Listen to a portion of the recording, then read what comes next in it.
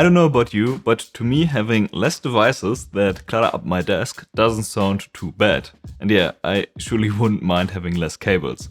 So this thing right here might help with that. It's a mechanical keyboard made by an audio company that has, as you probably have guessed, a headphone jack. This is not a pass-through or some crappy cheap audio output though, but Moondrop actually put their $190 headphone deck into this keyboard. And on the keyboard side of things, this is not just a generic like cheap and plastic keyboard that Moondrop equipped with their deck and just slapped their logo onto. It's a super heavy aluminum top and polycarbonate base custom keyboard. So can this thing actually fully replace both your keyboard and headphone deck?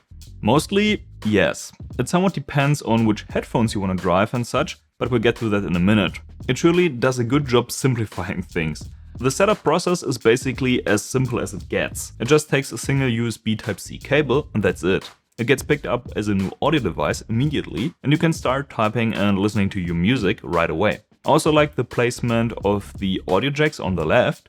Might be an issue if you're left-handed, but if you're having your mouse on your right, this keeps the headphone cable away from the mouse. This also works great if you like to tilt your keyboard for gaming. Now so far so good, but to be honest, I was a bit hesitant when I first heard that Moondrop are making a keyboard.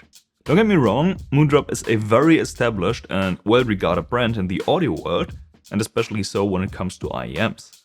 But a keyboard obviously is something completely different, and I was kind of afraid that this would essentially be just a headphone deck disguised as a keyboard, and that the keyboard itself would be really underwhelming. But this product honestly feels like Moondrop put a lot of effort into getting the keyboard part right. It starts with small things like the keycap set.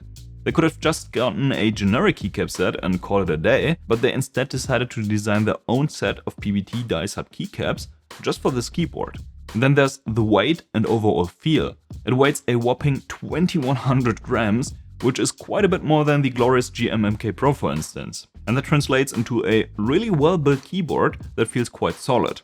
The machining on both the aluminum top and polycarbonate bottom part is very precise, and the white coating on the aluminum is smooth and even. Moondrop even went the extra mile and partnered up with G-Square to make some custom switches. These are linears with a 60-gram bottom out force, and I generally like the typing feel, though I do have to say that these are quite inconsistent. Some switches feel pretty smooth, while quite a few switches, in my sample at least, are a bit scratchy. They are very generously looped already, but this surely isn't the most consistent application I've ever come across. I do appreciate though that Moondrop went this far and got their own custom switches and even looped them, but on the other hand, I do think that going with plain normal Gateron Pro yellows would have made for a smoother and more consistent typing experience. However, I do like the overall typing sound.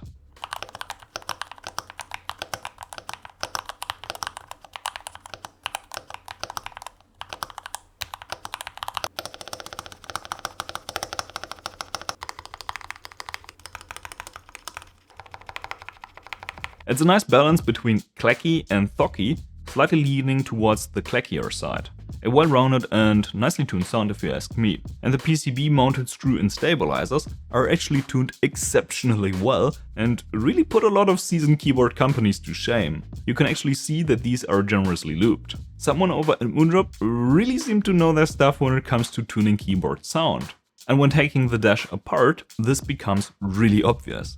This keyboard actually comes with a switch pad pre-installed, which is something I surely didn't expect they would do. And I totally didn't expect the stock tape mod. I've never actually seen a pre-built keyboard that comes with a tape mod from the factory, but this goes to show that the staff over at Moondrop really are into custom keyboards. Moondrop also made some other really smart decisions, like making this keyboard compatible with VIA, which makes remapping keys super easy. I also like to see that they went with south-facing hot swap sockets, so don't have to worry about keycap compatibility. However, there aren't any RGB LEDs on these sockets, which might throw some people off. Just like the integrated plate design. This obviously means that you won't be able to swap out the plate for a PC plate for instance, and this also goes along with a very firm typing feel. There's really no flex when typing, which is something you can either love or hate. Now the question I ask myself is if this would be worth the $300 asking price if it wasn't for the DAC and this was just a plain normal regular keyboard. And honestly, the value proposition isn't too bad if we totally ignore the DAC. The GMMK Pro pre-built, for instance, comes in at about $350 US, and if you want to build yourself a comparable aluminum case keyboard, usually starts in the $200 to $300 price range. So the Dash is a bit more on the expensive side if we ignore the DAC. It is a good keyboard, but it really makes a lot more sense as a product if we can also get value out of the headphone DAC. So, can this keyboard properly drive your headphones? The first hurdle is getting a decent sound pressure level. Or in other words, how loud can your headphones get with the Dash? I've been using a lot of different IEMs lately, and the Dash can easily push them to eardrum ripping volumes, which is good, I guess, but IEMs generally are pretty sensitive, so that's not too big of an accomplishment. These planar magnetic headphones are a different story though. The HE560s are not the most power-hungry headphones in the world, but they do need a somewhat capable amp or DAC for sure. And the Dash can drive them pretty comfortably. About 80% on the volume slider is the highest setting I can bear for more than just a few minutes, and this is with the Spotify normalization set to normal. Only with classical music that has a super wide dynamic range, I ever got to about 90% at max. But what about other headphones? Well, I've measured a maximum voltage of just over 2 volts at the unbalanced headphone output. And with a little bit of number crunching, we can calculate the maximum sound pressure level that the Dash can put out with some popular headphones. A good rule of thumb is that if you can push your headphones to about 100 dB SPL at max, it'll be loud enough with typical music and stuff. For Spotify, for instance, you gotta subtract 14 decibels from this number to arrive at the actual average listening volume. So unless using very exotic headphones like the HE6 SE, for instance, or listening at unsafe volume levels, the Dash can very likely drive your headphones to a high enough volume. And I didn't even mention the balanced output yet, which is another 6 decibels louder than the unbalanced output. So you can just add 6 decibels to these numbers if you're using balanced headphones. I'm personally not a big advocate of balanced outputs, but I have to admit that it's pretty cool to see a proper 4.4mm balanced audio jack on a keyboard. Now, volume is only part of the story, but loud doesn't equal good sound. If you're interested in my very subjective evaluation, to me the Dash sounds neutral and transparent, and I wasn't able to spot any colorations or obvious distortions. And honestly wouldn't have expected anything worse from a DAC like the Moonrop 2 that's built into the Dash. And this also fits well with the measurement results I got. If you're a huge audio nerd, you might want to pause the video and take a closer look, but this generally is not too far off the results that others got for the Moonrop 2. Maybe ever so slightly worse, which could be because of the additional electronics around the DAC's PCB, but this could also be very well caused by my measurement setup.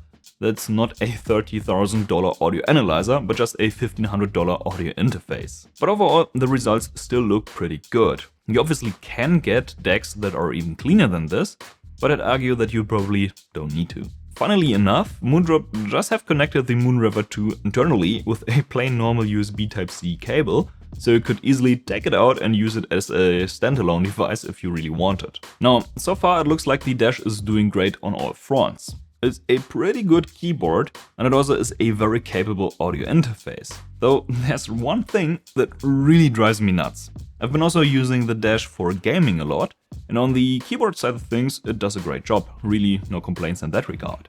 The issue though is that the Dash does not support gaming headset.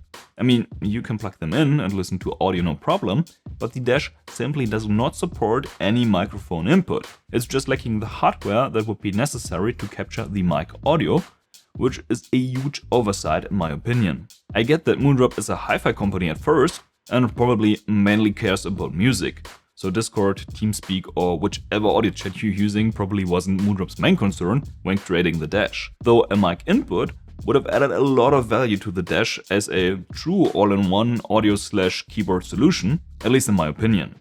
And while I'm at it, I also don't like that there's no volume knob on this keyboard. I mean, no matter if you like or don't like knobs on keyboards, there's really no denying that if there's just one keyboard that would deserve having a knob, it would be this. Of course, you can just use VIA and make any button combination control the volume, but a knob or at least some dedicated keys or keycaps would have been much nicer. But yeah, I configured the side keys to control the volume and skip tracks, which is just a matter of a few seconds once you have decided on how you want to set up the keys. And with that being sorted out, I really enjoy using the Dash for typing, as well as listening to music and watching videos. For someone who wants to simplify their desk setup, or someone who doesn't have a headphone deck yet, this is an amazing product. I mean, if you're planning to buy a mechanical keyboard and a headphone deck anyway, the Dash is insanely hard to beat from a value perspective. You'd be hard-pressed finding a better keyboard and deck for $300 combined. However, there's still room for improvement. If they ever come up with a new version, I really wish Moondrop would include mic support. Also, this little screw that keeps the deck PCB in place really doesn't do a good job at all. Might be because I got an early sample of this keyboard, but that's something Moondrop should fix. But other than that, Moondrop really did an amazing job with their first ever keyboard. If you're in the market for a keyboard and a headphone deck, you're getting a lot for your money with the Moondrop Dash. In case you don't need the integrated deck, I'd recommend checking out my video about the best 75% keyboards, which I'm gonna link on screen right now. Thanks for watching, bis zum nächsten Video.